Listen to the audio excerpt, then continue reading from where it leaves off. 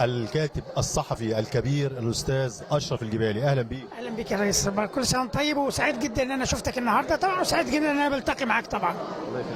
الصحفي الكبير أشرف الجبالي المدير التنفيذي لهذا الكرنفال السكندري الجميل الذي يحوي بداخله أعظم ما فيه، ألا وهو تكريم الفنانين السكندريين المبدعين، واسكندرية بتقول لهم احنا موجودين علشان يكون معكم كل هذا التكريم. شايف اليوم ده ازاي؟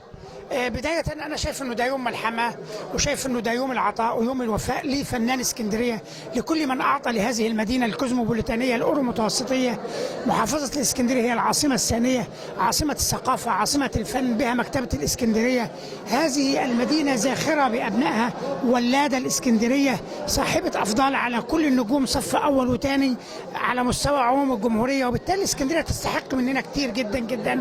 فكان أخذنا على عاتقنا إنه لازم يبقى في كرنفال سكندري خالص بيكرم فنانين ومبدعين ومثقفين واعلاميين لاسكندريه.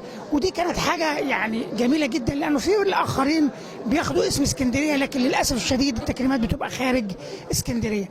فانا اظن انه هذه بكوره يعني عمل محترم. كل مرة بنكبر، كل مرة بنوسع من الدايرة. عايز أقول إنه دائما الإبداع والثقافة والفن والقوى الناعمة يعني صاحبة تغيير إيجابي، وبالتالي مهم جدا أن نلتقي في هذا اليوم تحت سقف واحد من أهم الأعمدة، أو إن صح التعبير صرح ثقافي وفني، ألا وهو قصر ثقافة الأنفوشي، بكل هؤلاء النجوم الفنانين والمبدعين والإعلاميين والشعراء ومثقفي الإسكندرية ومحبي الإسكندرية.